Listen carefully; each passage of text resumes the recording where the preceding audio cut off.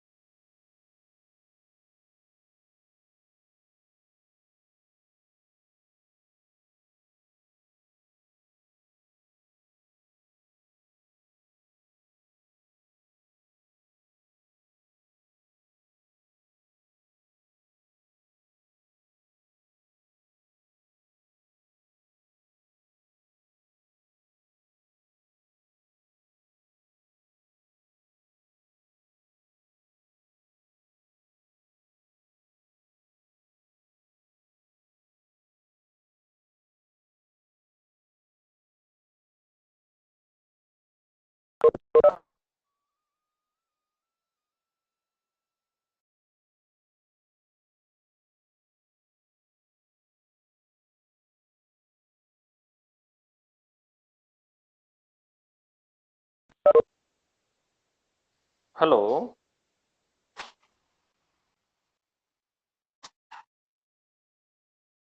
Rohan sir. Yes, sir. I'm here. हाँ हाँ हाँ ओके ओके क्या चालू करना फिर Ah, sir. Yes, sir. Sure. yes sir participants are joined sir no problem yeah Okay. you can continue the session no problem Sure. Thank you.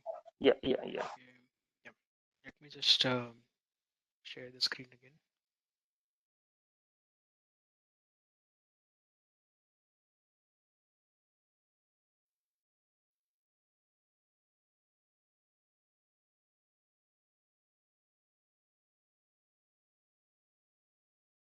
So I've started the screen sharing now. Um, I hope my browser is visible. So um, what we are going to do in say the few minutes now, say 45 minutes to 1 hour now, is that we are going to train a particular model or train a particular a framework on a data set which is actually a real world data set that is hosted on Kaggle.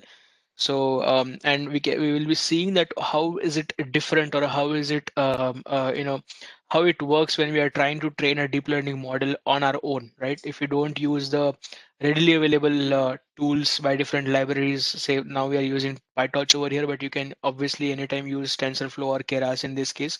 But what we are trying to demonstrate over here is how what are the operations that happen behind the scenes when we are trying to train a model, right? So the operators that we have seen till now in the beginning of the in the end of the last session, the gradient derivative operators, the backward function, the the different memory management functions of PyTorch, and a transpose function, everything will come into the picture now. Okay. So let us begin now. So this is a Kaggle house prediction problem which I have taken this here for demonstration. So most of the code snippets that you will see over here are highly inspired by from the D2L.ai book, right? So this is a book written by the Amazon data scientists, which is abbreviation for dive into deep learning. So you can Google search dive into deep learning, which is a book by Amazon data scientists, and they have given a very nice explanation on these functions, on also on the deep learning in general, right? So it is a very good book, and that is what I have followed over here. So this is a problem that they have explained very nicely, and I've taken this problem from some code snippets from there. Okay, so very awesome explanation they have given over there. You can check it out anytime. But now let's begin, right? So over here, what is you can search on Kaggle that what is the house price prediction problem, right? So this house price prediction problem, I might have, yes. So this is the house price prediction problem on Kaggle. Okay. What we have over here is we have some features about the houses. This is a data set that has been taken from I think 3 to 4 years of survey, and they have just a second. I guess my browser is visible, right? Okay, so this is a data set that I've taken over here. This is a house price prediction problem, very popular challenge on Kaggle. You can anytime join the competition and try out your solution in this case. So this problem actually refers that you get some features about the different houses in the particular locality, and you need to find out the different prices of those houses based on the features, right?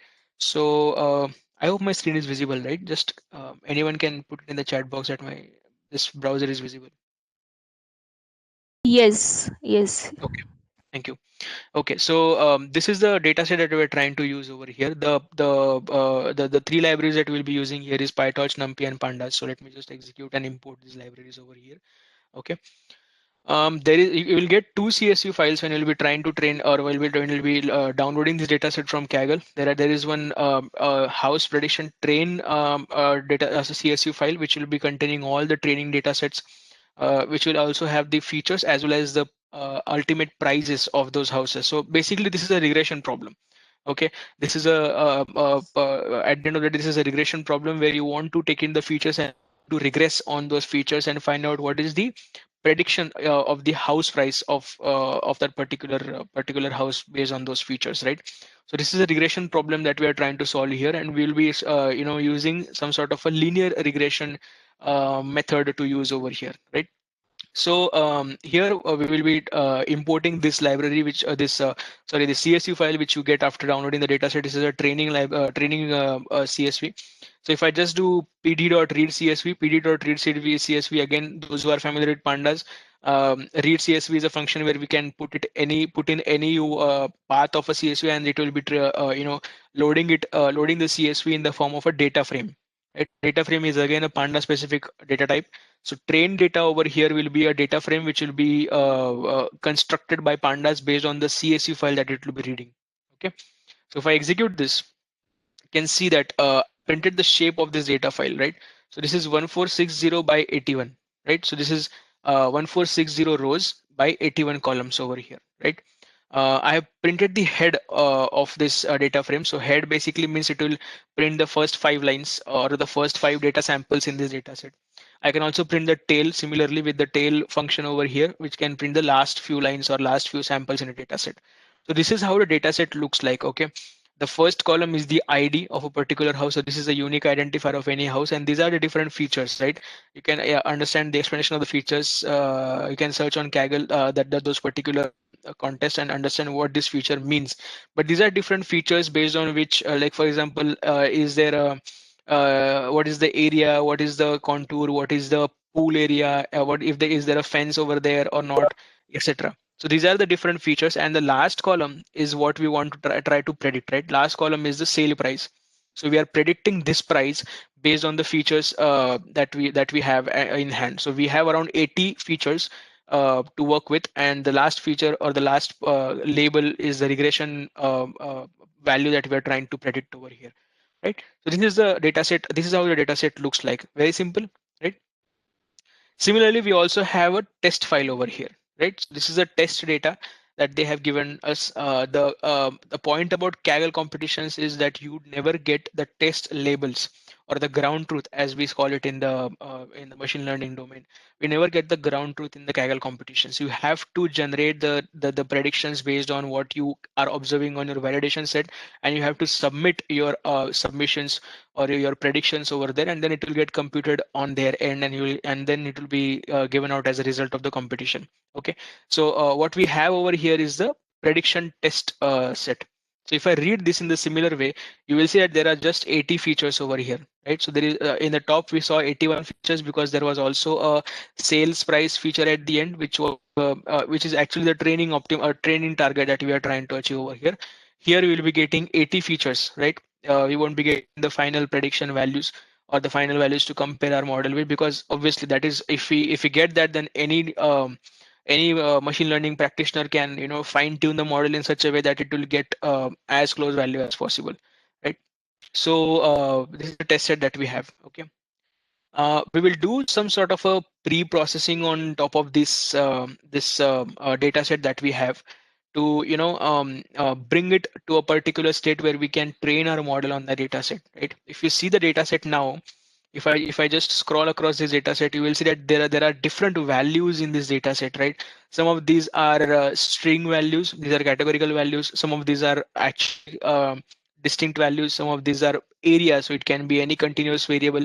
Some of these are even nans over here, right? So the nans are the noisy inputs. Either it can be a loss of data, or it can be absence of data, or it can be some noise over here that needs to be handled, right? So it is a mixture of all sorts of data values in the data set. So we have to pre-process this data before we can use it for training purposes, right? So we have a few steps over here. Again, these are all steps that I've taken from the notebook which I mentioned in the beginning, from the deep dive into deep learning book by Amazon data scientists. So you can check it out over there. But what we are trying to do over here is we are concatenating both these data points together, the train set and the test set, right? What this does is we are taking all the features. So we are not taking the ID feature, because ID feature is not going to help us in any way, right? We saw that there is an ID feature in the beginning. So but we don't want to use it for machine learning purposes, right? This is just a unique identifier, and it doesn't help us in any of those machine learning decisions.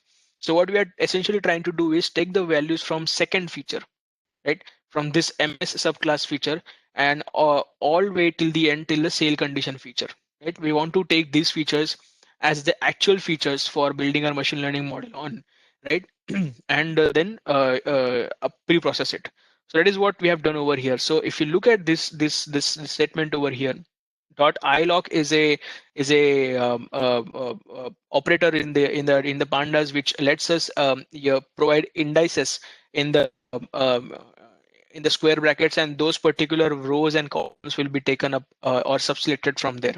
So if you see, the first one is actually mentioning the rows, so we'll taking all the rows. So if we put colon over here, it will be taking all the rows, and see this index, this slicing over here.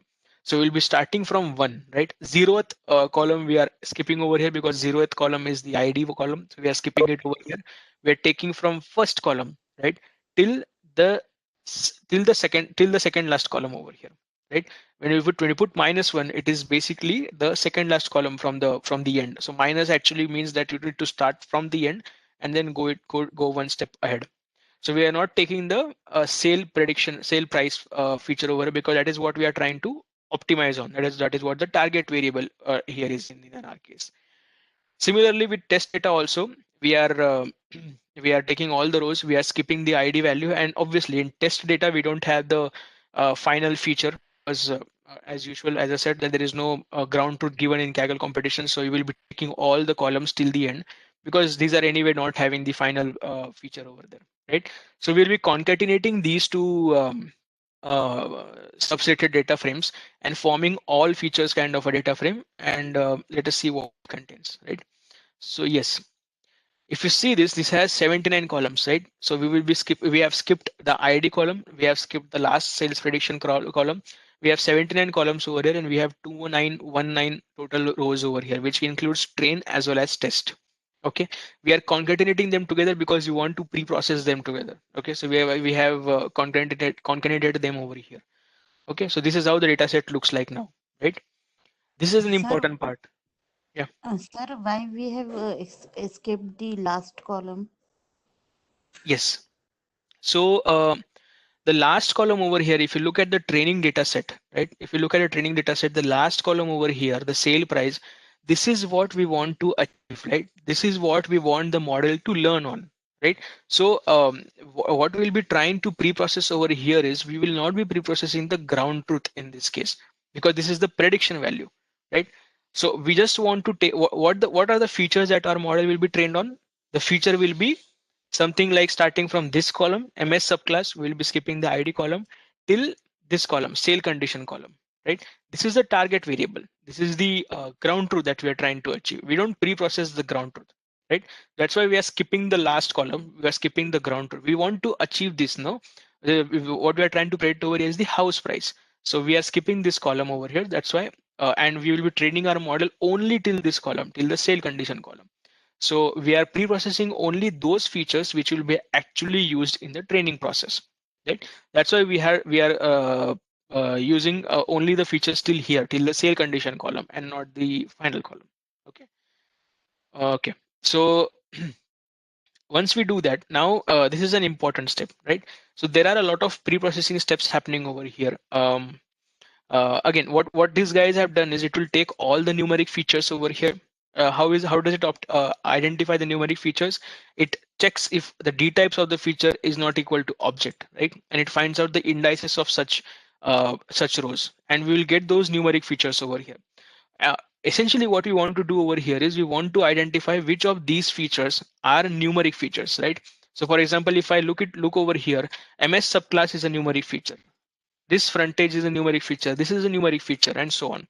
I want to identify such numeric features, and I want to do this operation over here. This is a very common operation in pre-processing steps in any of the data set that you will be trying on. What we are trying to do over here is we are taking x and subtracting x dot mean from there, right? And we are dividing it by the standard deviation. You must remember, you must be remembering something like x minus mu by sigma, right? You must have heard this thing, you must have seen the equation somewhere. This is also known as the z-score normalization. You must have heard these terms, right? What we are trying to do over here is we are trying to make the mean value of the entire data set as 0 and sigma value as 1, right? So this is also known as the standardization operation. So this is also known as, in the pre-processing conventions, this is also known as the standardization operation, where we subtract the mean value from the data set and we divide it by standard deviation. Now, why do we do that, right? What is the need of doing this? This is a very important question. Now we do see each of these numeric values. If you check over here, this ms subclass, it has a different range, right? It has the values like 60, 20, 60, 70. So it is a 2-digit number over here, right? If you look at this variable lot area, it has a 4-digit number, 5-digit number, very high range, right? So the ranges are totally different, right? If similarly, if you look at something like screen porch, something like this, it has zeros and there might be ones over somewhere. So this is a single digit number. So the point here is that every feature in this case has different ranges, right? And we don't want our model to be biased with features which has very high ranges or very different ranges from each other. We want all these features to fall in the same ballpark, right? So we want all of them to fall in the same range, at least, or near about in the same range or in the same ballpark, so that each of these feature contribute equally in the training process, right? That is why we want to do this for standardization. Okay, and similarly, there is also something called as normalization, where we can, bring these values in the range of 0 to 1. That is also usually done. So normalization is usually done, which scale this value in this range of 0 to 1. Standardization is what we have seen over here, where we subtract the mean and by divided by standard deviation. The advantage that we get with this, okay, the advantage that we get with this is that it is very robust to outliers. Okay, when we have outliers and when we subtract the mean and the standard deviation from there, the values or the outlier values will not be affecting the decisions taken by the model which is trained on such a data set, right? But when we will be simply scaling it in the range of 0 to 1, the outliers can affect it in a negative direction, right? So this is a very popular technique, very usually used even in even in image processing also. Usually when we are dealing with images, right, before passing those images to the models, we standardize those images. We make the pixel values of those images standardized. So we subtract the mean of all the pixel values in the image and divide it by standard deviation. It is a very popular technique to pre-process the data.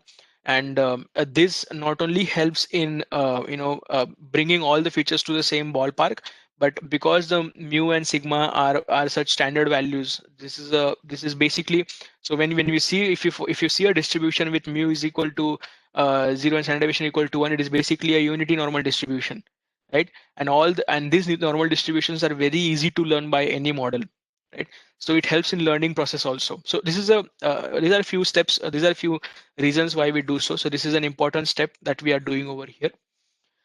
Okay, second step that we are doing over here is we are taking these numeric features and we are filling the NA values by 0.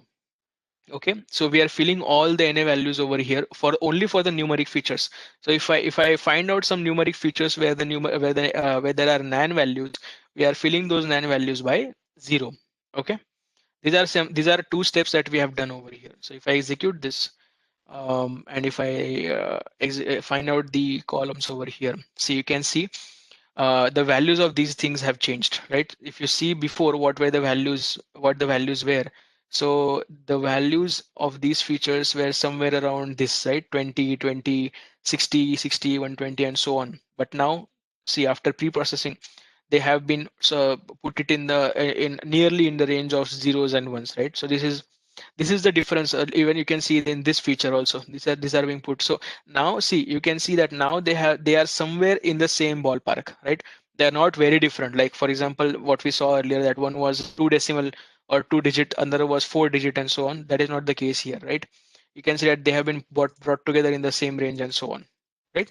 That is the advantage that we get over. We are just doing this for the numerical features. I'll remind you again, we are not doing this for feature like this MS zoning, where this is a non-numerical feature, right? We will be handling this feature with a simple function over here now. So yeah, this is a simple function which we get over here, pandas.getDummies. Okay, this is a very powerful function. What we are doing over here is the feature that we got in the earlier step. We are passing this data frame over here. We are saying dummy NA equal to true. So this means that do we want to replace these NaN values with a dummy operator? Well, now we'll see what this means. And we are just doing get dummies over here, right? And this will, we are replacing the all features with that, right? We will see. I have opened this link also over here.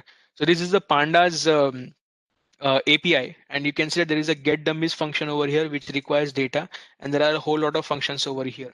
So when we say dummy NA equal to false or dummy NA equal to true, it adds a column to indicate if nans are present. If false, then nans are ignored, right? So that is how we handle nan values over here. There are a lot of things that happen over here, right? This is a very powerful function which is usually used to convert the categorical values into dummy or indicator variables. So we have such categorical values in the data set which we are training or which we are working with, right? So for example, this is a categorical value, right? This is again a categorical value. There can be other values also. So how do we deal with this? We can't train a model with these values. We can't pass strings to the models. The model needs to be trained on numerical features, numerical values. So how do we convert this? We convert it into using the get dummies function. You can read up a bit about this get dummies function. I won't get deeper into that because that is not the concern as of now for us.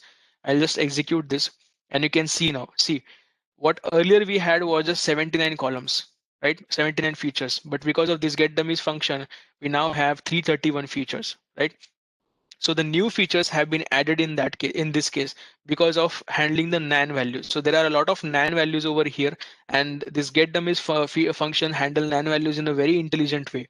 If you set it as true, it adds more features to indicate if the value is nan or not, and that's why the feature number gets increased.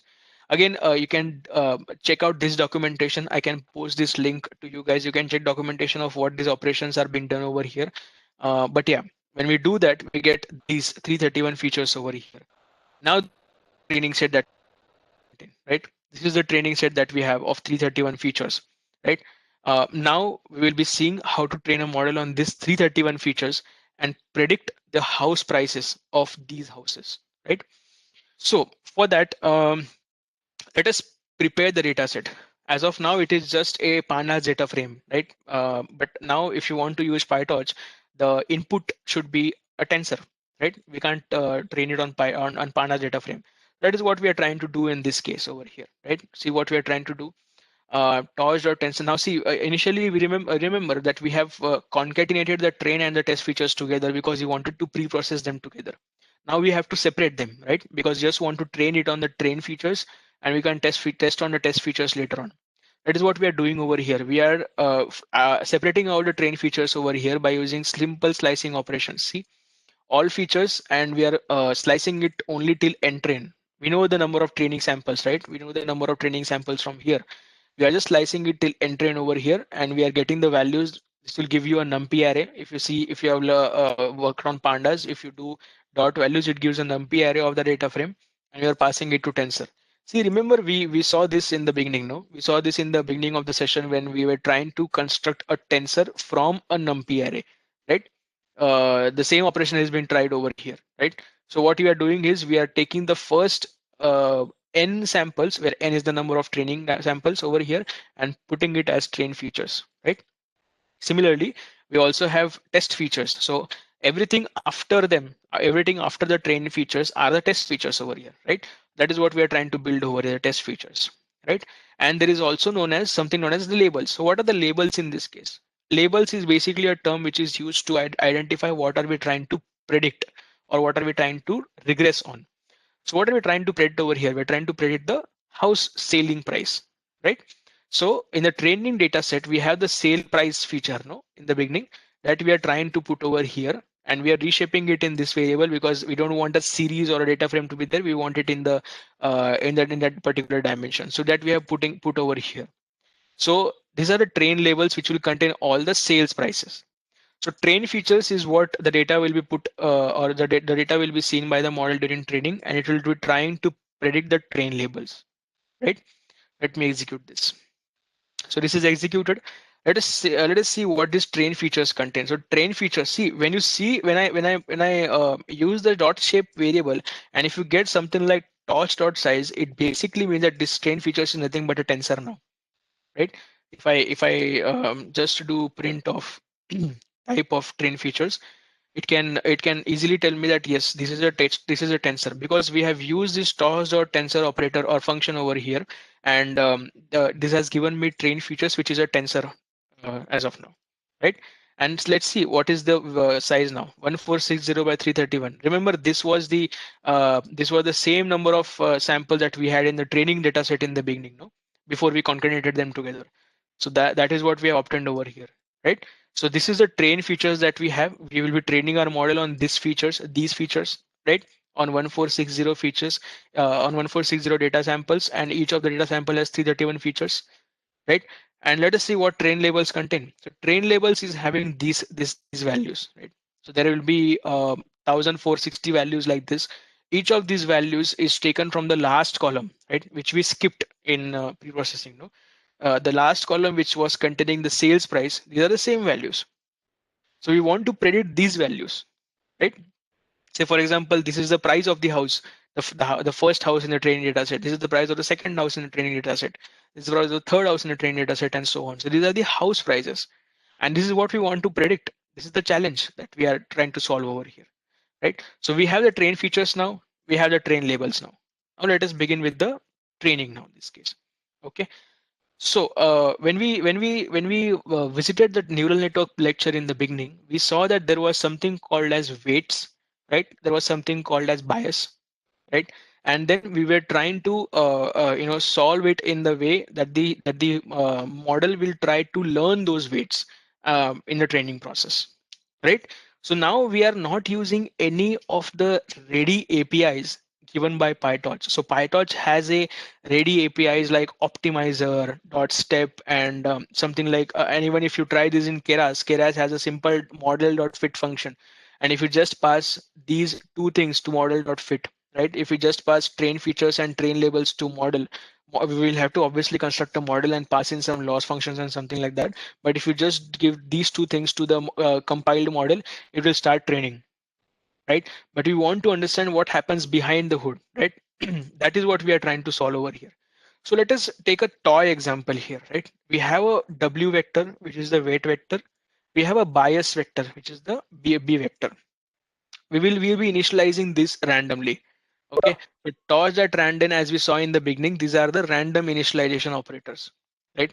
And this is the shape that we are trying to set it to the weight variable, right? One cross the number of train features, because yes, see, when we saw it in the beginning, see this. If you see this, the weight vector will have to be equal to the number of features in the input data sample, right? So if I have n samples, n features here, I will have to set n weights over here, right? That is what I'm trying to achieve here, right? How many features? How many? What is what should be the size of the weight vector? Should be equal to the training features that I have. And see, remember this requires grad equal to true.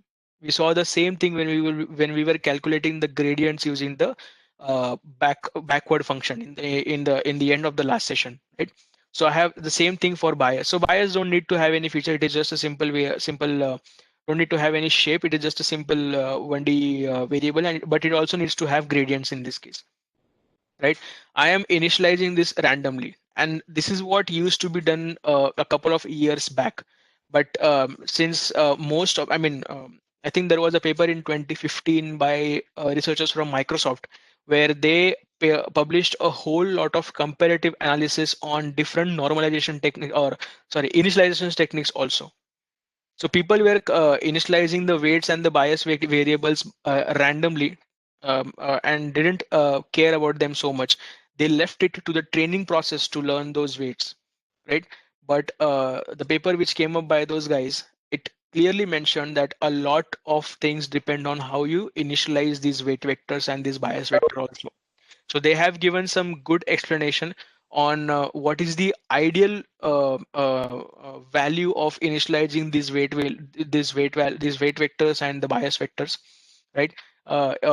If you're trying to solve an image recognition problem, this should be the ideal way to do that. If you're trying to solve a regression problem, this should be the ideal way to do that. So they have comparatively analyzed the various ways, and they have even published their own method of initializing, which is, as I said, it was Xavier initialization. There's also something called as Hey normal initialization, and so on. So there are ways to initialize this, but for now, for simplicity, I am just taking random initializations over here. Okay, so these are random initialized values. Let me just execute it and print it. So you can see these are randomly initialized. It doesn't mean anything, right? This is the W vector, which is the weight vector over here, and this is the bias vector. It's a simple one of length one, of size one, right? These are random values, right? Doesn't mean anything, but we have initialized them, right? After initializing the weight and the bias, what I want to do is a simple a linear regression model. So we know that the linear regression model, it has what does it has? It has a weighted sum of different things. It has a weighted sum of different parameters. So if I give it an input of x, it will multiply it with the weight and add the bias term to it, multiply it and find the transpose to it. So this is also another way of finding the transpose, right? Dot t, small t and parenthesis. This is another way of finding the transpose. We can also find it by capital T, as we saw in the previous session, right? This is a simple model, right? I have constructed this simple model. See, no PyTorch API is being used here. I mean, no PyTorch model, deep learning specific API is being used here, like something like a linear regression or something like a layer or something like that. This is a purely mathematical way in which we are trying to learn a model over here. So this is just a function. It will not return anything. It will just define a function, right? And this @ operator, if you see this, this is nothing but a matrix multiplication operator in PyTorch. Okay. There is also something called as torch.matmul, which is another function which will multiply the matrices together. But this is a simple way of mentioning it @. So it's a way of mentioning the matrix multiplication operator over there. Okay. We also need a loss function, right? You might, those who might be working in this field, they might be aware that the loss function, is very important in training a neural network, right? When we are finding out the gradients, right? When we are going in the back propagation domain, we find out the loss of the final prediction with respect to the target prediction, right? And the loss is then the gradient of that loss is then found out across the neural network, and then that is adjusted, and the weights are updated in that way, right? So the loss function is a very important thing. So there are various standard functions of loss, various standard loss functions used here. There are something called as MSE function. MSE is nothing but mean squared error function. There is also something called as root mean squared error, right? Which will just take the root of this statement. There's also something called as MAE, which is mean absolute error, right? So different loss functions are being used. It depends on what problem you're trying to solve. So if today, if I'm solving this problem of regression, MSE function will be sufficient, right?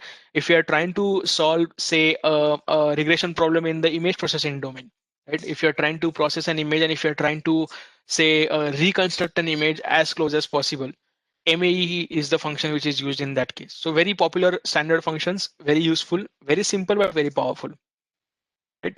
So this is a simple MSE loss function. We know MSE, what does it mean? So if I have X and Y, if I, or say in this case, T1 and T2, if I want to find out the MSE, mean squared error. So T1 minus T2 whole square, and we'll finding mean of that, right? So difference is T1 minus T2 will be finding square of that, right?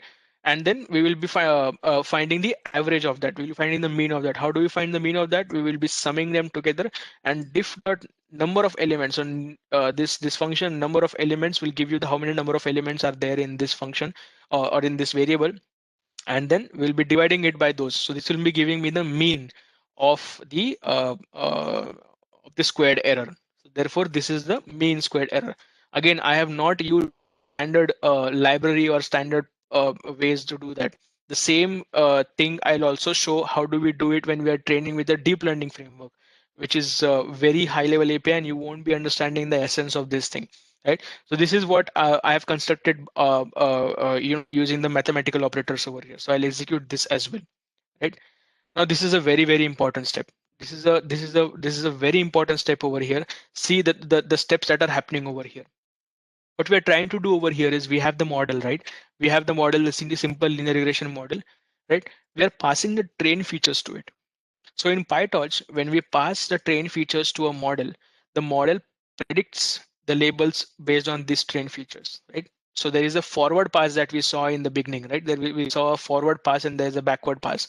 So when we do this model into parentheses the train features, a forward pass happens. Okay, that means we traverse the model using these features in the forward direction, so from the input layer to the output layer. Okay.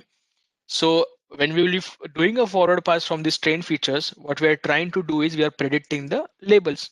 That means we are predicting the prices of the house, right? But is the model trained?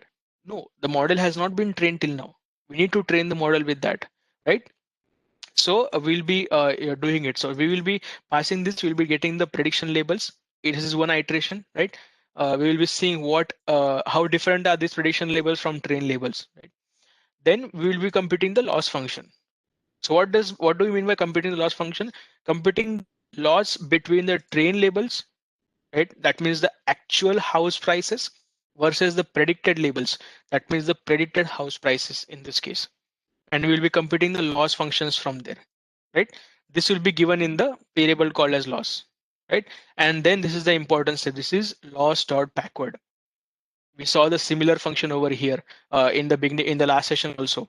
There's a backward function. So when we do loss.backward, all the gradients are computed, right? So the gradients are computed from the output with respect to the input.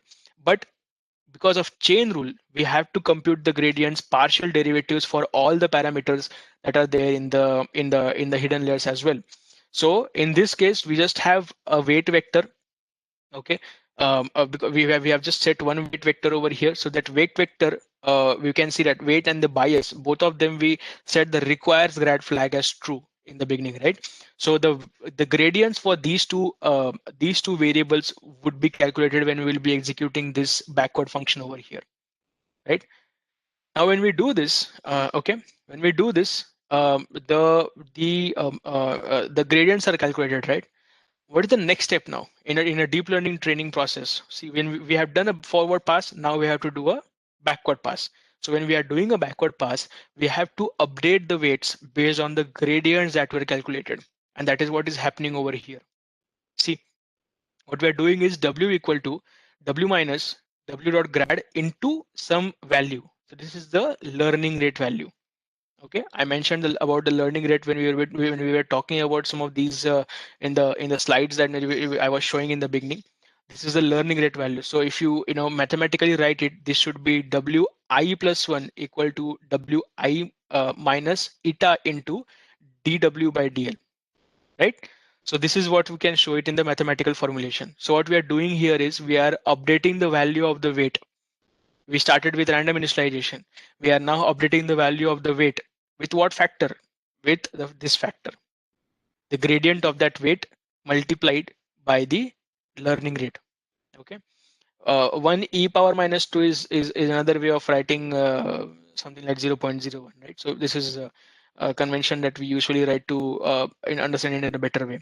Similarly, we are also updating the bias value, right? And then after this update is done, we will be setting the grad to 0. So we have to set the grads to 0, otherwise the previous values will not be erased in that case. So we have to set the grads to 0 after the update has been done.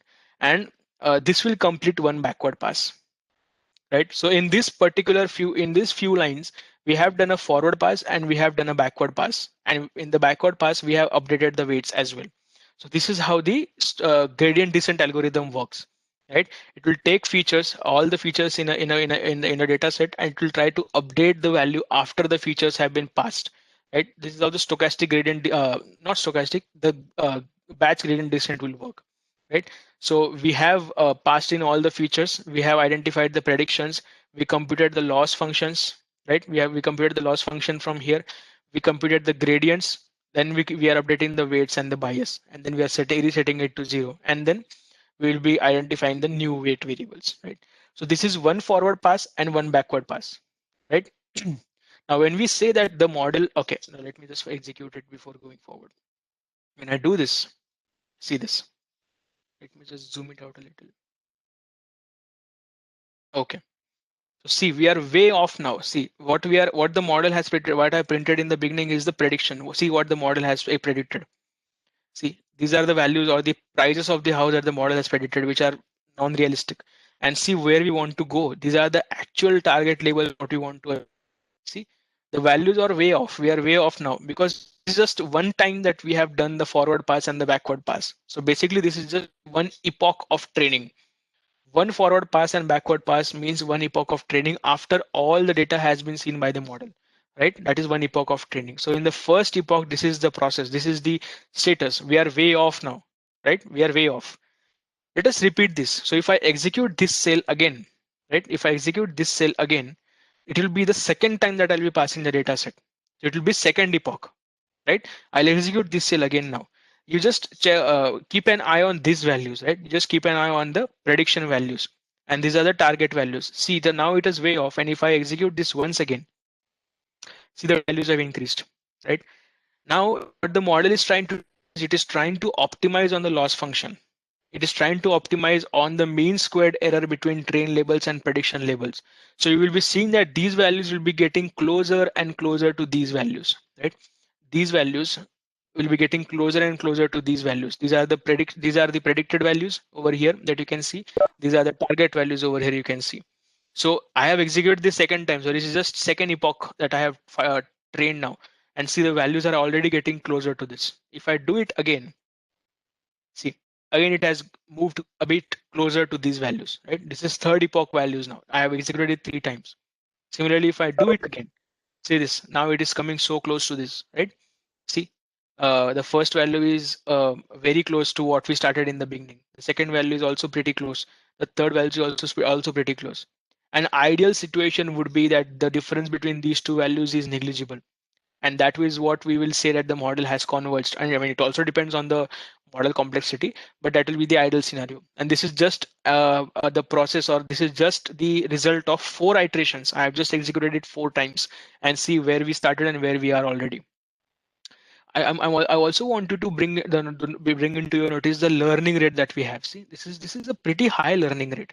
Okay, the learning rate that we have used over here is a pretty high learning rate. We don't use usually such high learning rates when we are dealing with something like 1400 features, right? If the features are so low, we don't train with such high learning rate because of the characteristic which we saw in the gradient descent, right? In the slide that I shown you in the beginning, if the learning rate is pretty high and I'm not changing the learning rate, so the learning rate is remaining constant.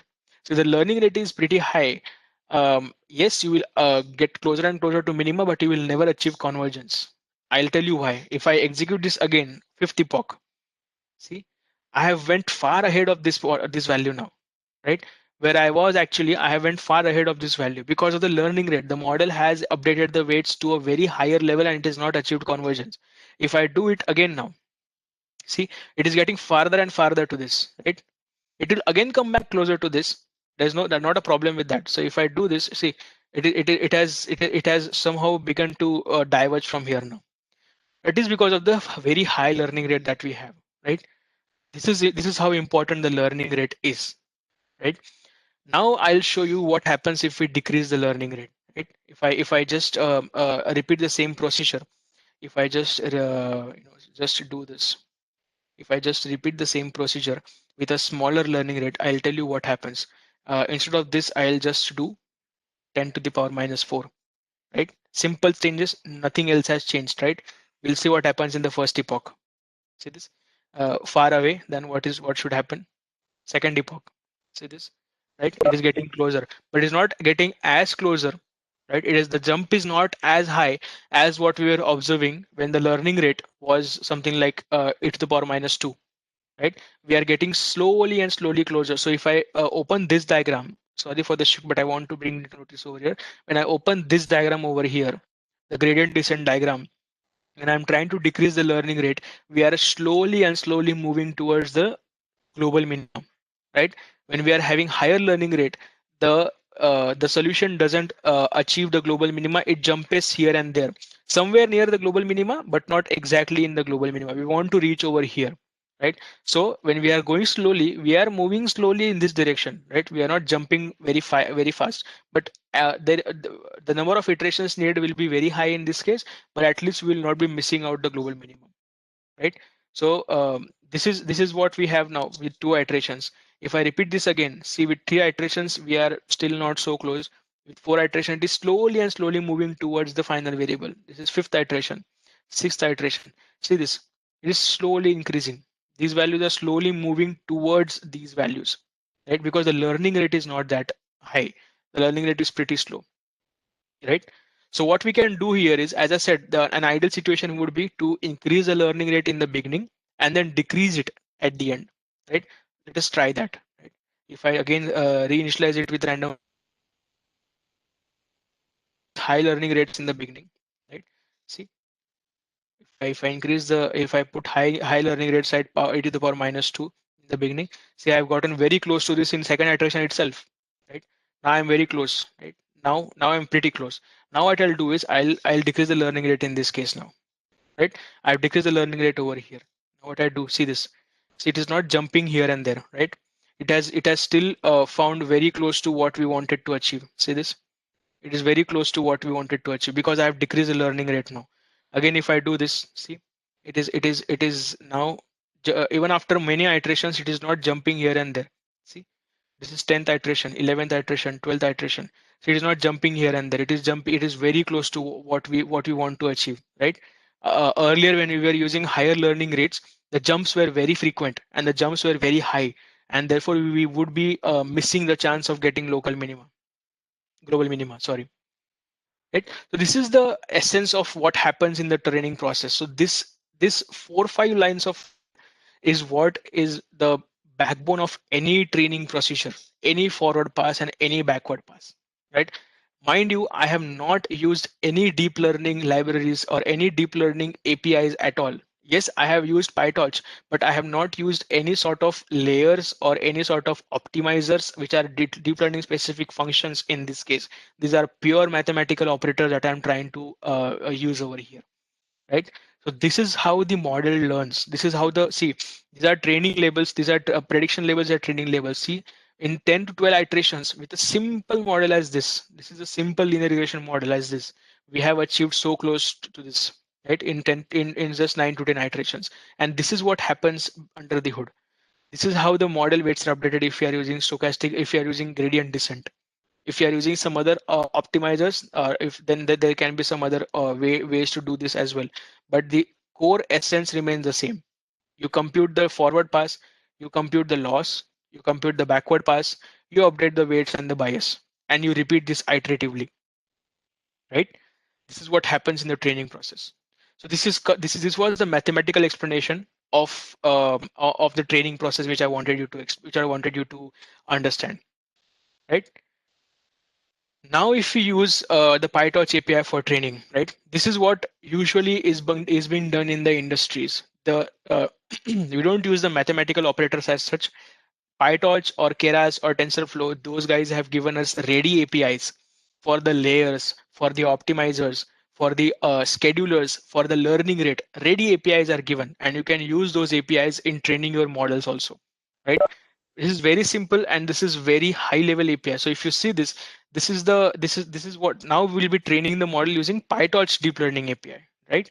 So if these are two statements which you want to import over here. This is torch.neural network APIs, which will have this all the neural network API over here. And these are functional APIs. So you'll have the functional APIs over here, right? So in features should be in a number of. So this is a way in which the neural network is getting constructed using PyTorch API. There is a sequential function which constructs a sequential neural network, and it takes in this linear layer. So linear layer is nothing but what we try to do over here. See this? This is the same that we tried to do over here, but this is now a PyTorch API that we are doing over here. It takes in number of features. Similar thing what we did in that case also, right? So this is a model which we are constructing. See, there is no mathematics that you can see over here, right? You don't know what is happening. Those guys who would know what the linear layer means, only they will be able to understand what is happening behind the scenes, right?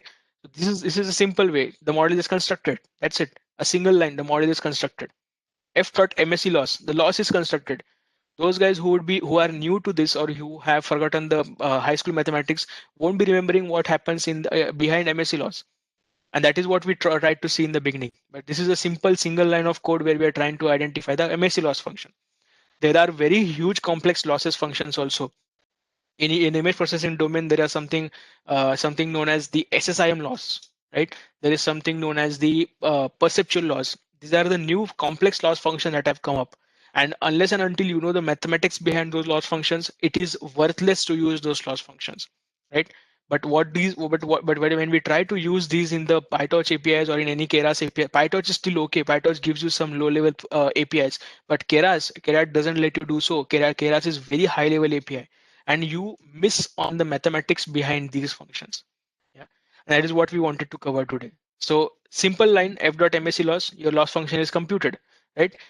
This is the stochastic gradient descent optimizer, right? We takes in the model parameters and see the learning rate that we have put over here, right? This is the learning rate. This is the same. So we were using something like this thing. This is the same learning rate that we were using for computing them for updating the weights and the biases, right? Same thing. Now this is nothing but the API way of mentioning those things, of mentioning the optimizers. These are called as optimizers. Stochastic gradient descent or gradient descent is an optimization algorithm. Similarly, with SGD or with stochastic gradient descent, there are many such optimizers like Adam optimizer or Ada delta or Ada grad. Each of the optimizer has its own pros and cons. So Adam optimizer is currently most popularly used in that case. So it is a somewhat complex function, but the core concept remains the same. We work on the gradients of the parameters and we update the weights on top of it. Right. So I'm using the stochastic gradient descent over here. And now this is the fit function. See what it does. At least the Pytorch lets you write code in this way. Model.fit in Keras is the representative of this. You don't understand what happens behind the hood, right? This is the fit function. See what it does. It for epoch in range number of epochs. So it will iteratively run for multiple epochs. In the training data loader, it will take the test train features and the train labels, right? See the same thing. It is doing a forward pass. It is computing the loss function, is doing a backward computation for gradients. Optimizer dot step. You don't know what is happening in optimizer dot step. At least we saw it in the concept in the mathematical part of this, where the weights and the biases were getting updated. But when we are training the models with this, we don't get to appreciate what happens under the hood. It is just a simple line opt or dot step. That's it. And the parameters and the weights are updated with the help of this by using the gradients, right? And then zero grad.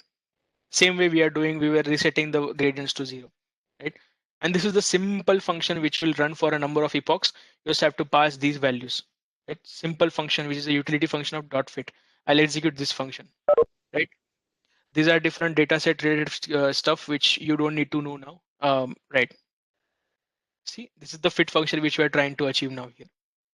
Fit function which will run for 300 epochs. You just need to pass it over. How many epochs? 300 epochs. And you need to pass the model which we constructed in the beginning over here. This is the model that we have constructed, right? This is the loss function that we have constructed.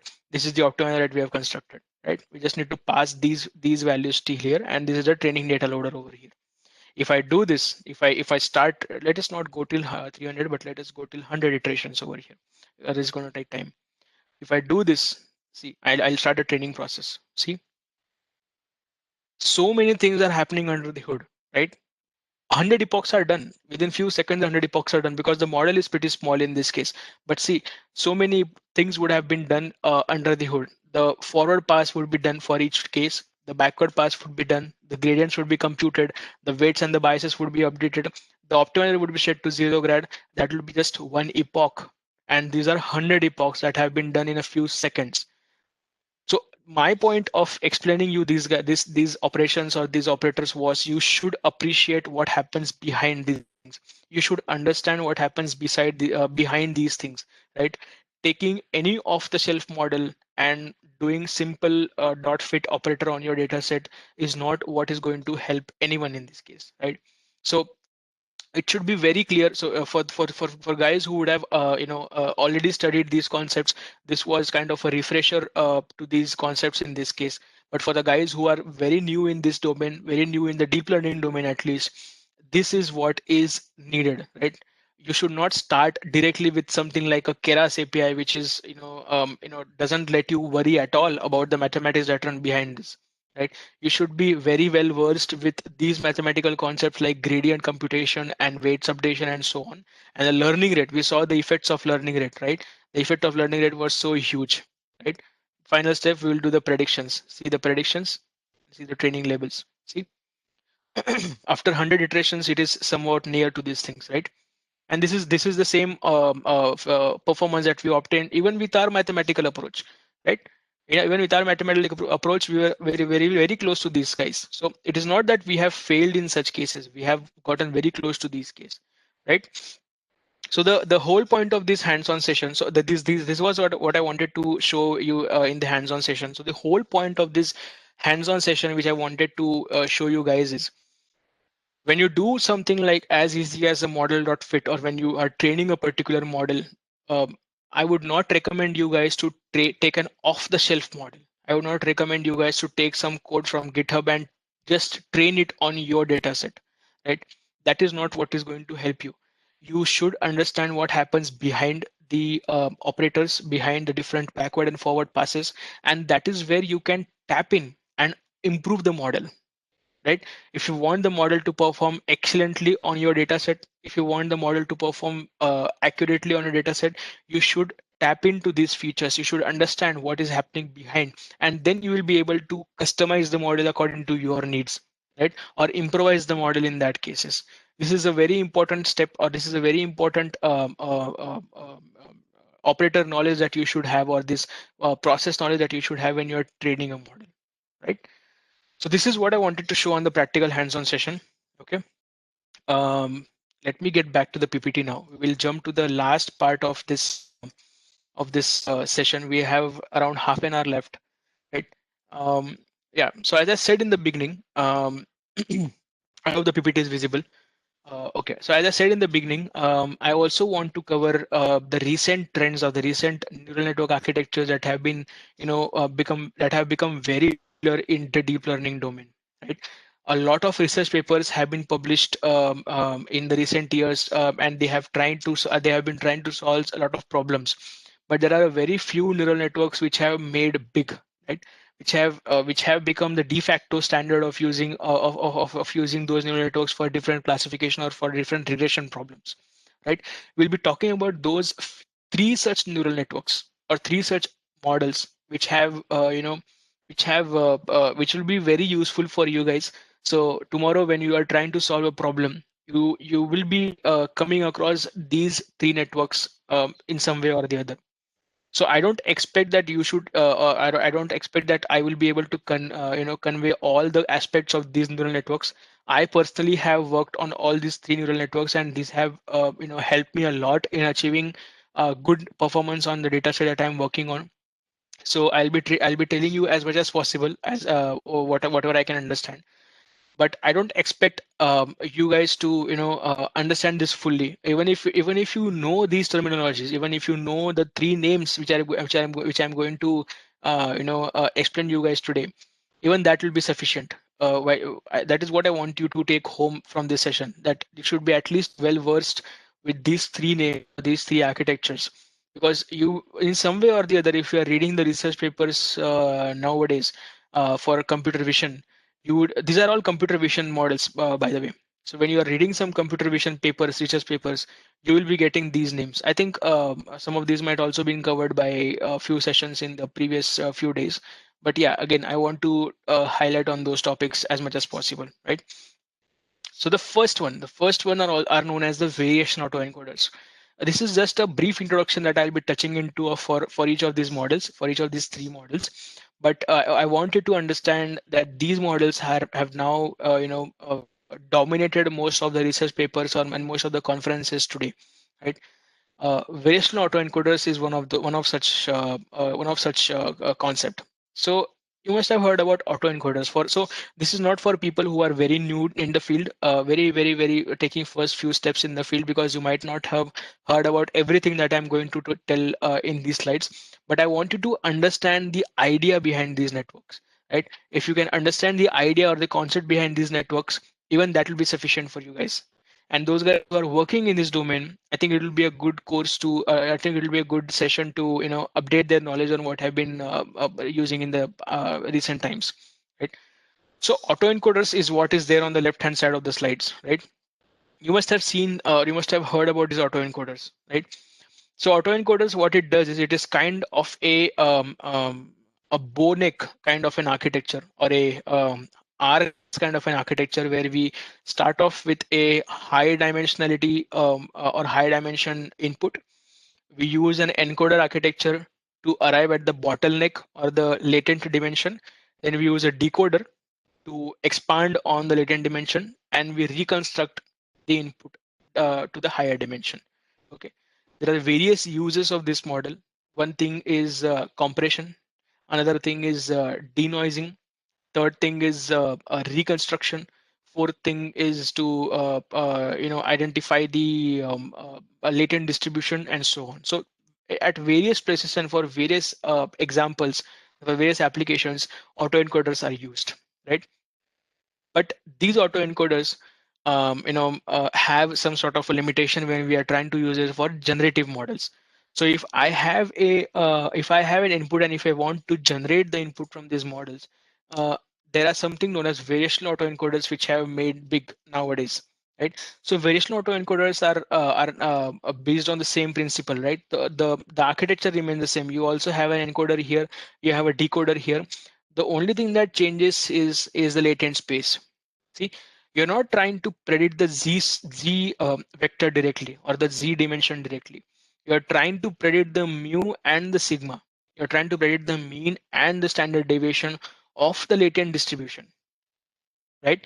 This is the difference. Now this gives it the probabilistic touch to the autoencoders. We are not predicting the z value, or we are not predicting the latent vector in this case. We are predicting the mu and the sigma of the latent distribution in this case, and then we will be sampling a z from this distribution which is predicted, and then we'll be using it for the decoder, right? So what will the loss function in this case? The function in this case will be the reconstruction loss. So the input minus the output using some sort of an MAE based loss or something, an MSE loss or something like that, will be a reconstruction loss and a regularization term. And this regularization term will make sure that this distribution follows a unit normal distribution. The distribution of the latent space follows a unit normal distribution, right? That is the basic concept behind this. But if you look into this carefully, if you observe this carefully, this gives a whole lot of power to this model, right? Tomorrow, if you don't have this encoder, if you just take this decoder model, you can still be able to appreciate, you can still be able to reconstruct a whole lot of data set samples from here, right?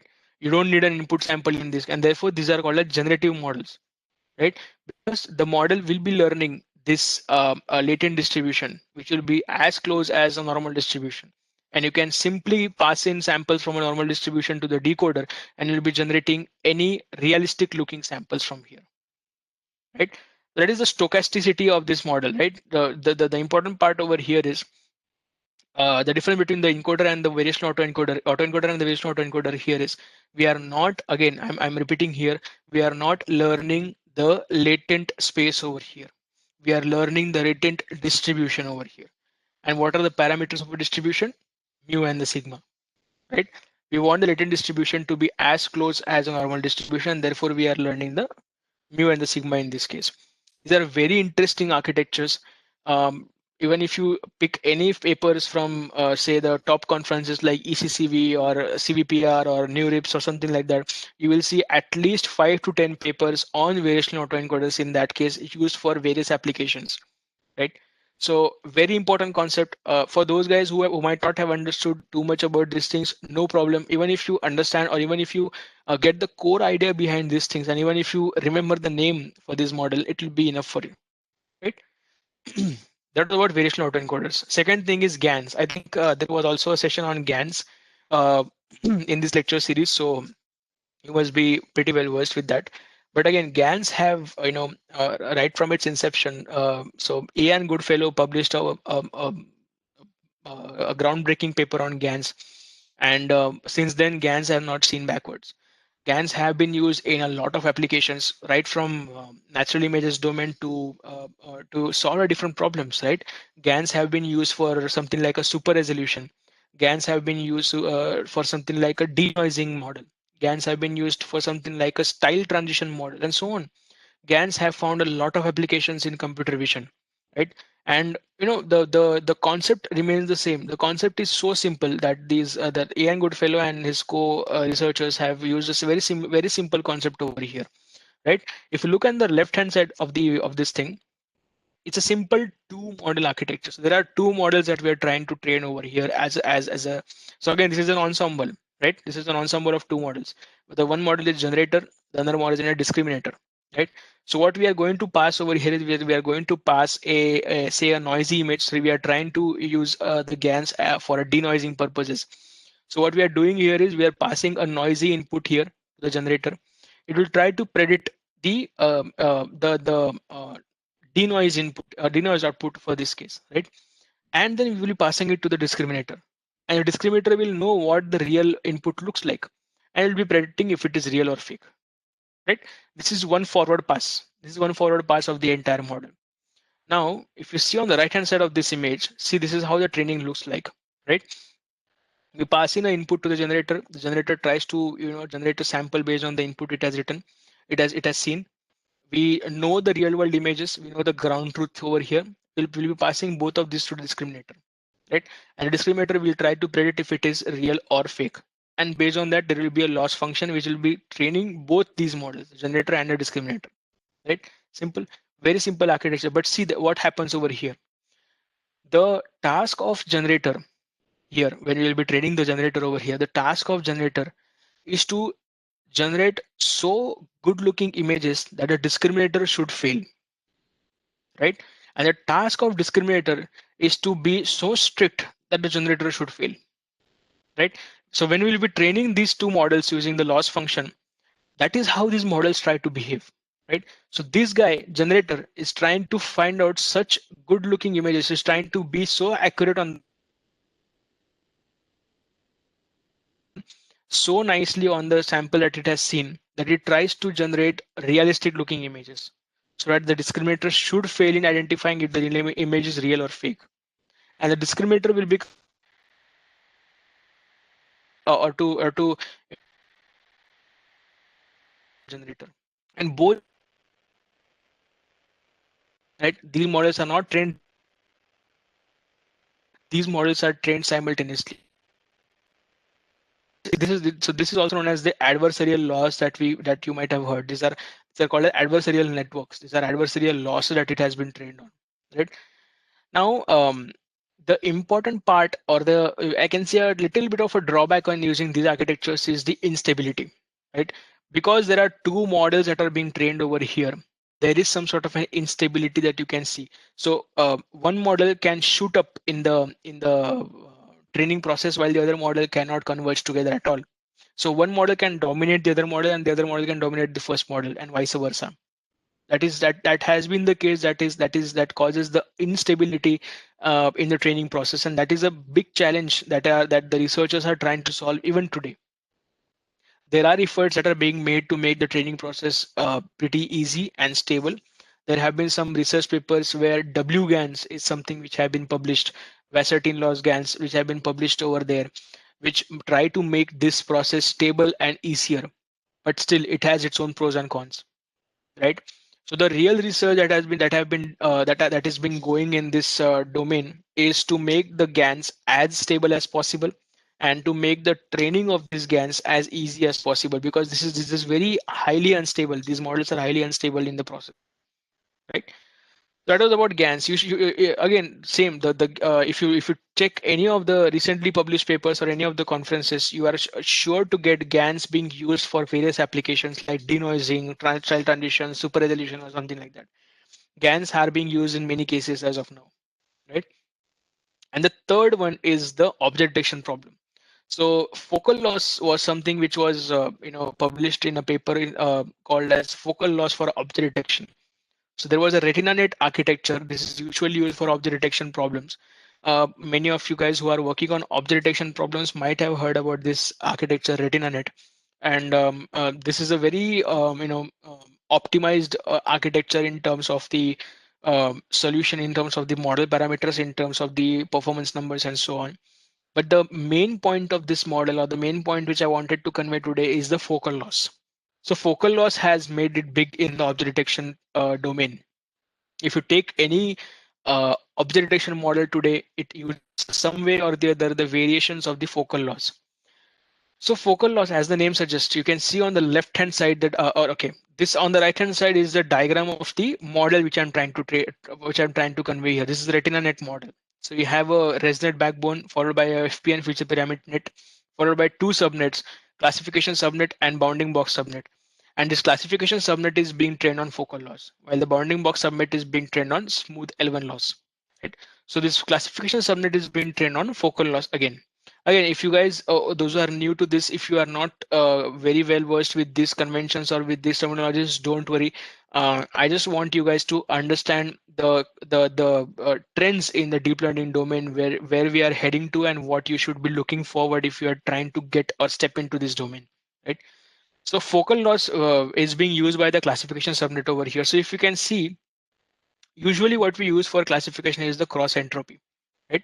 Cross entropy, similarly, it's a very widely used loss. So cross entropy is a very widely used loss which was used till now.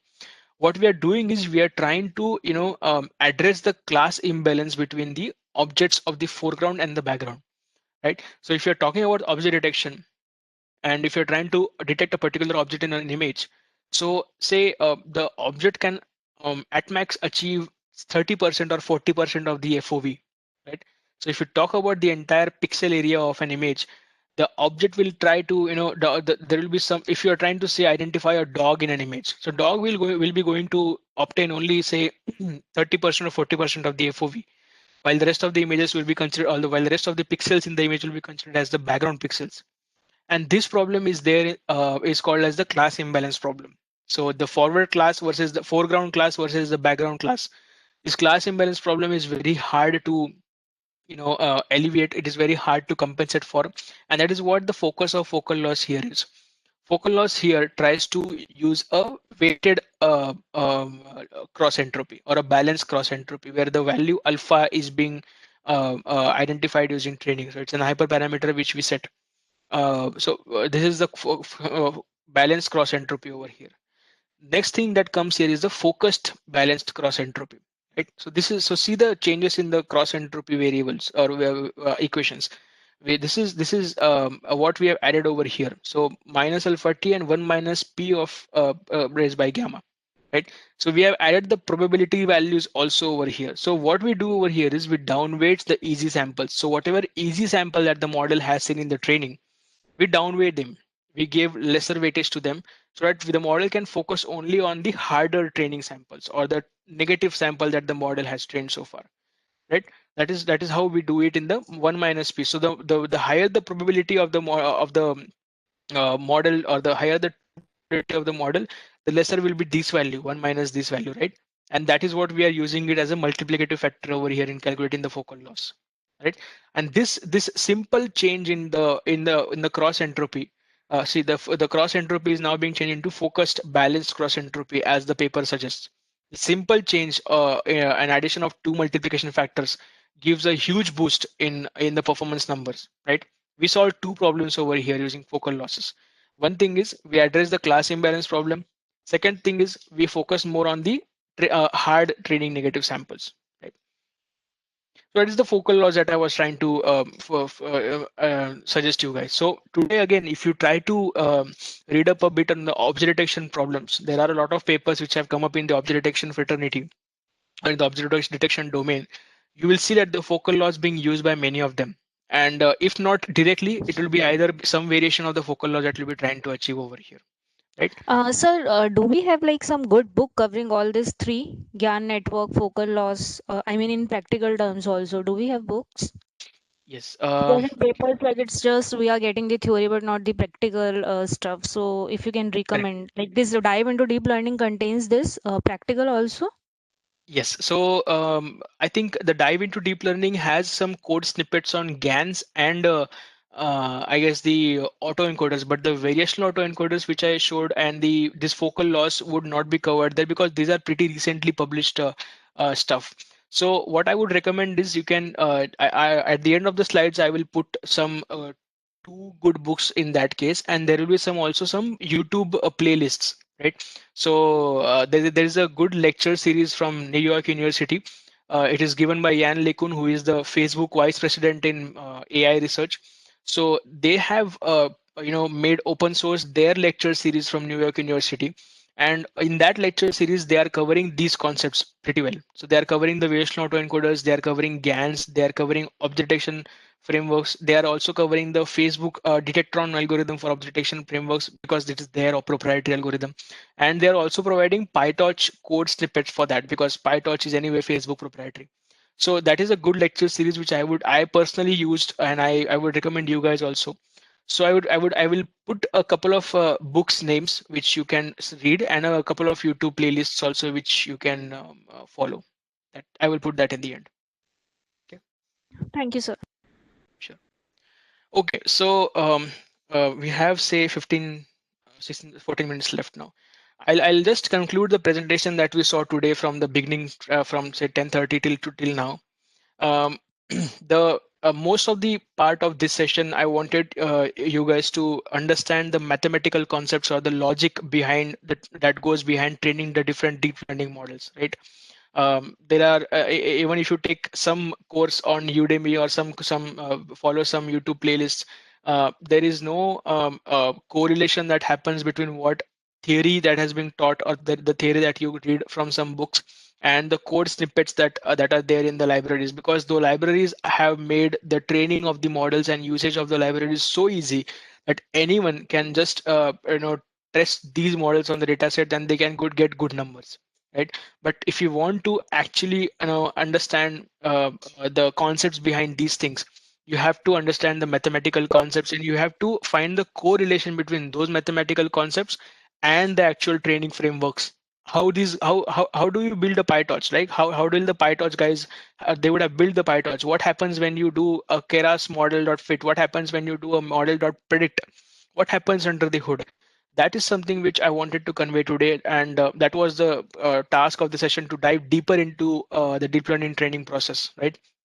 If you are well versed with this, if you are well connected with this training process and this mathematical concepts, this will help you achieve better performance, right, in the models which you are using for your purposes. Say you would be using it for your tasks in your industry professionalism, or some of the academic research. If you want to improvise on the model, if you want to really do some core research, these concepts will help you a lot, right? Because you can anytime you can tap in and understand what is happening behind. And even in interviews, even in a lot of interviews that you may have given or you may have taken, some of you might be senior than me, so in many of the data science interviews, these concepts may mean a lot. These concepts are form the core of this learning. So you may throw jargons at them, you may throw big names at them, right? But what they are trying to achieve or what they are trying to understand is how good you are with these concepts. So that is what I wanted you guys to understand, and you guys to know and take away from this session. So at least that you will be interested in knowing these things. And tomorrow, whenever you will be reading a research paper, or tomorrow when you will be reading a book or watching a YouTube playlist, you will be recollecting these thoughts, and you will be recollecting what gradients mean, what step function means, what learning rate means, what backward propagation means, and so on, right? That was the core intent behind these things, right? We also covered some recent published architectures or recent published models that are using a very good combination, a very thought-provoking combinations of different architectures and different loss functions over here, right? We saw some concepts on variational autoencoders where we are tweaking the model only a little bit, right? We are just tweaking the model to learn the distribution other than the latent space, right? And with the help of that, we are able to achieve a lot more than what we can achieve with plain autoencoders or vanilla autoencoders, right? Similarly, with focal loss, we are trying to achieve a lot more by just changing the focal loss, by just changing the cross entropy function a little bit, and with that, we are able to achieve a huge performance gain, right? Simple combination of a generator and discriminator model that can help us achieve GANs, that can help a groundbreaking performance with the help of GANs, right? So there's nothing fancy or there's nothing rocket science that has been done till now. There is no there's no very differentiating factors that have been made popular in the domain, but just a simple creative combination, simple educated combination of many factors coming up together, they can make wonders in this domain, right? So there are also some other algorithms that I want you guys to know. These are just some names, like the attention-based models, right? Or the transformer networks. Transformer networks were usually used for natural language processing characteristics, right? So they were very useful, or they were very popular in NLPs. Say for example, the BERT, the GPT-3. These are the for people who might be working in natural language processing domain. They must be very well versed with these, or they must be very well known with these models like BERT or GPT-3, which are making news today. Even big tech giants like Amazon and Facebook, they are using these models for their data and for their purposes. Even the most important, I think the most recent news that I watched is Facebook is solving the what do we call it as the the problem of identifying the strong comments or the offensive comments in their memes, right? That there was a challenge on that hateful memes. Yeah, sorry, I remember now. There was a challenge called as hateful memes, right? So hateful memes is a challenge which Facebook is trying to solve now. It wants to automatically detect that a particular meme that you can see on Facebook, it's a hateful meme. It can cause some some religions to be offended, or say some class category of people to be offended, and it can cause a lot of violations in that perspective, right? Currently, see, when you're trying about analysis, you have a text as the input and you can run your models on. When you have images, you have models. But what about memes? Memes have text on images, right? You must be seeing memes on Facebook or Twitter or Instagram. Memes have text on images, right? It has a particular image and there is a text written on it where you can identify that yes, this is a meme, and it's either funny or it's either sad, or it might be something else. But it is a challenge now for even tech giants like Facebook and Twitter to identify which of these memes is hateful. So that was the recent, a couple of months back, they have provided a lot of data set, a huge data set on those hateful memes. And they want researchers to come forward and solve that concept, solve that problem of hateful memes, where you'll be needing a combination of computer vision techniques plus natural language processing techniques, right? So the transformer networks is I think it is being used for that case. BERT, GPT-3 are used by the top-notch companies even today, tech giants even today, right? These these models are now becoming very popular in all the publications and the conferences that we have tried that I have come across. So I wanted you guys to take away these names, at least these names from this session, uh, and read up a bit on at your leisure. You can read up a bit on these networks and understand what these models mean, right? Because these are going to be the future of this of the deep learning domain. Now we have come across a lot of evolution in the model architecture, and this is going to be the future of what we are going to see in the coming times, right? One plot which I have put over here on the left hand side is the need or the increase in the AI acquisitions, right? You can see that the across the years from 2010 to 2019, the number of AI acquisitions that have been made by the top companies, right? So you can, I mean, you can see that the top companies, the Apple is being the foremost in this race. There have been acquisitions from Google as well, Microsoft, Facebook, Amazon, and so on, right? So a bunch of guys from some universities, they come together, they develop their AI solutions, they work very hard on these concepts, and they develop some AI based models. They start their startups, and these are acquired by the big tech giants. And see the increase. It has been exponentially increased in the few years, right? So the importance of AI, or the race for being an AI engineer or an AI researcher, is going to increase in future as well. And the importance is increasing even today. So these tech giants are looking for startups and new engineers to solve their problems, and they are ready to acquire those companies as well. But the point over here is that the attraction towards AI and deep learning, which has been the core theme of this 6-day lecture series, is going to increase in the future, depending on the trend that we are seeing in the last decade. It has been an exponential increase, right? So that is going to increase in the further, right? And you need to keep an eye on this, right? So last point which I wanted to say is a simple idea, right? As even a simple idea can solve the most difficult problems. You need to keep into mind this. The network architecture that we saw in the previous 3 slides, there were just a simple ideas that were used in that case, right? Simple tweaking of the model architectures, right? Simple combination of two different models, simple tweaking of the cross functions. A simple idea has made it big, and it has made us solve the most difficult problems that were out there, right? And because of that, one thing which I wanted to focus over here, or highlight over here, is you don't need a very high level of understanding on the mathematical concepts or statistics or calculus. If it's there, well and good. But what I wanted to convey over here is even a simple differentiating idea can do wonders in this domain, because this is a very evolving field, right? And this even a small change in what we have been doing conventionally till now can achieve wonders, right? That is what I have shown in the previous 3 slides also. Very simple ideas, very simple changes, no rocket science in that, but see the advantages that we got with that, right? So we are kind of getting biased what we have been published till now, but if any of us or any of the researchers out there, if they come up with such small tweaks and small hacks around the model that have been built over there, it can achieve wonderful results, right? So that is what I wanted to end my presentation with. Again, as some of you might be know, might have suggested me, I'll be sharing these slides with Zope sir and Kazi sir, and I'll be also putting a slide on the references which I have used over here and which I wanted you guys to see as well. So there are some online available books, some PDFs of those books which are open source books over there. I'll be putting links for those books in that.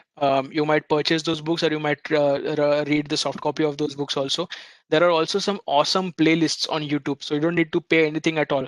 These the top researchers like the VP from Facebook, Ian LeCun, and from the NYU, the New York University, they have provided their courses freely, right? There are also some courses from Stanford and MIT which are very useful in learning these concepts. So I'll be putting the links of these freely available resources at the end, and any of you guys who are interested can take ahead those and propagate them to, and understand what is the core concept behind this thing, because these are very highly experienced professionals in this domain, and they have published they have put their resources openly out there, so you can surely make use of that.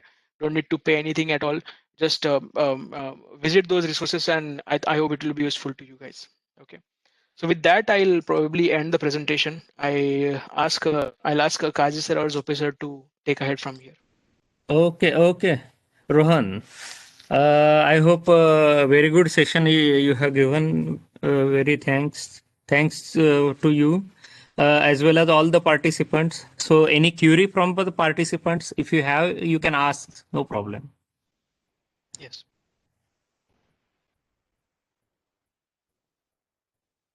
Okay.